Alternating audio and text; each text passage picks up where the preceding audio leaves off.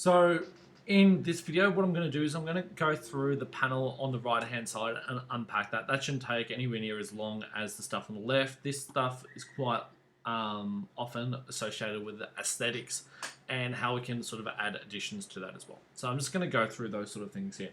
So they have different icons. So if you click on the top one, you'll go through them. I'm going to just make them all blue. And if I've got them all blue and all turned on, what I can do is I can just scroll through them. I'll go things one at a time. So entity info, that's almost like when something is selected. So it's what has been selected in that. We don't need to look to spend too much time on it. That's if I want to see through it. You won't use entity info very often. Instructor. So this is the next one here. So instructor is great if you've lost or if you're unsure how a tool works or something works here. So what you can do, for example, if I want to go to the arc, what it comes up with is instructions on the arc. So there's the 2-point arc, the arc tool, the 3-point arc, and the pie tool. So that is available for all of them. So the rotated rectangle, any tool that you're unsure of, you can click on instructor and it will give you some idea of how that tool works and what it's used for. So if you ever get lost, come back to the hat here and check through that and check what tool does what or what you're after. That is going to be your best direction if you're unsure. Next one is components. So components, here we've got Helen, our SketchUp model, and we've also got the 3D warehouse. The 3D warehouse should be used only right at the end of the process. And it would be better if it's probably avoided, but if you want to see if you can add something to that, that would be helpful in some designs. So for example, if I wanted to add, for example, a fern. So I'm going to type in fern. And what comes up is the different ferns that people have made and made available on SketchUp. What you don't want to do though is then use heaps of these different objects or images that you can download. First of all, it's not your own work. It's there to add in for aesthetic purposes. So if it's to then sort of demonstrate some sort of aesthetic or appearance, that is fine. But it's not here to design the whole thing for you. And it's pretty easy to search up. So for example, if you've done a building and it's almost like, it's sort of like, well, I'm not sure about that. That seems like something quite recognizable. I can then type it up. So like I can easily type up things like Sydney Opera House. And it will come up. So there's a lot of ready-made stuff there, but if you're doing that, there's a real good chance that you're going to end up getting 0 if you're dropping in something that isn't your work. Because it's pretty easy to track down different sort of things. But if you want to use different objects, so I'll go to the fern. What's really important here is the size.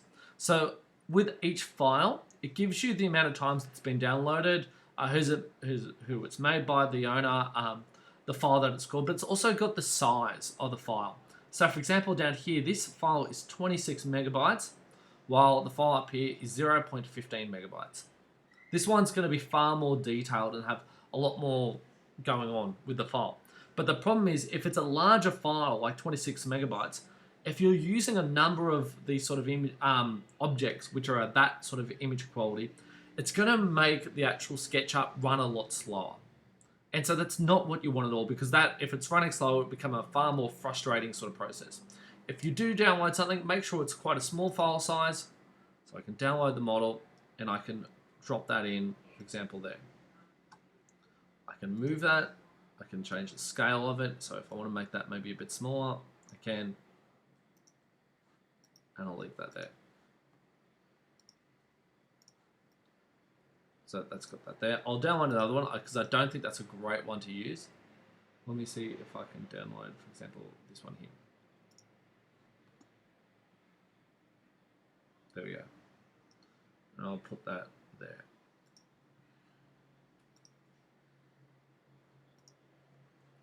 Does that make sense? So you can do that. You can add different furnishings. So you might look at pipe. That could be useful, so you can download pipes. if you wanted to do, did a shower head, you can put different things into it that are useful, for example. Okay, so that's the warehouse. Gives you, there's no limit to what's available there, but you should only use that when you actually need to add something to it. Preferably you're making it yourself, but some things are going to be a bit harder. And I'm not asking you to make, for example, a fern or something like that, but most things you should be able to design. This is for the things that it's a bit too hard. See what's available. Then we've got the next tab here is materials. So materials are really useful. So this brings us back to our paint bucket tool, where you can drop in colors onto our surface. So you've got this sort of set colors here on the home tool. What I want you to do though is click on this magnifying glass on the right hand side. And what comes up here is a range of different materials that are available. So all these different ones, glass and mirrors, landscape, wood, tile, synthetic, all these different sort of things. I'm going to go to synthetic.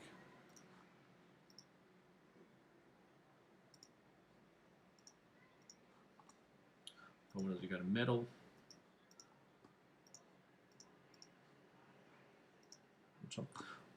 If I wanted to drop in maybe a window, so I could create my rectangle on the surface.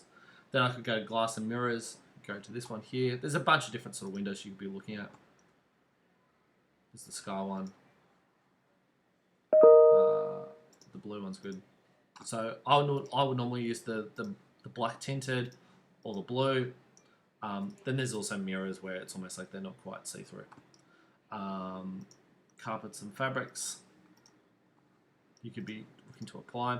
If you're doing outdoor, I know Year 7's doing garden patches and stuff like that in green spaces, so you could go to landscape, vegetation, different things that you could put into there as well. Okay, I might even just push that in a little bit. So that is, just go back up and I will collapse that. So that is materials there. Lots of different things to select from, and it's pretty much your paint bucketing different areas or different zones around your design. Again, that's something that you should be doing at the end. You should be creating your structure at the start and then doing this aesthetic decoration at the end. Different modeling styles. I'm not going to go into that because I don't think you should really be using that. That's something a bit more advanced and it's not necessary for either of your assessments. The views is going to be really helpful for you in a way for you to create screenshots of your design. So here the views come up with isometric where you see 2 or 3 sides, front, back, and all I would do in those sort of situations is you could have that sort of setting, zoom out, and that's your screenshot there, for example.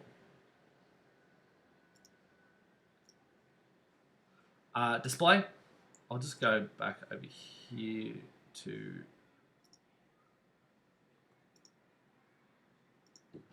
there we go. I want to have a look at display. So it goes, you can select what meters, displays here.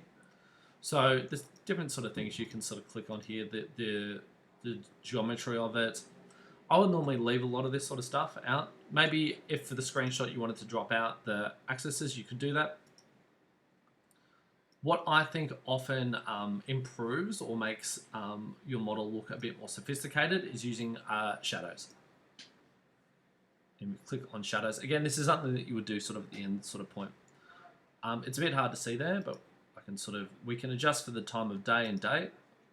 And then the whole idea is that the product then that we design just looks a bit more sort of lifelike and realistic to what the real world actually looks like. So by dropping that in, I think we're starting to create a product that looks a bit more realistic and real world. So I like dropping shadows in. I would advise you should do that for your screenshots at the end. Your model information, I would pretty much all be working in meters, and the position you could do 0 point. It's to the point pretty much. So you can just do 1 meter, 1.0, 1.00. I'd probably be doing 1.0. That's what I would be using for everybody there. And that pretty much runs us through those tools on the right hand side.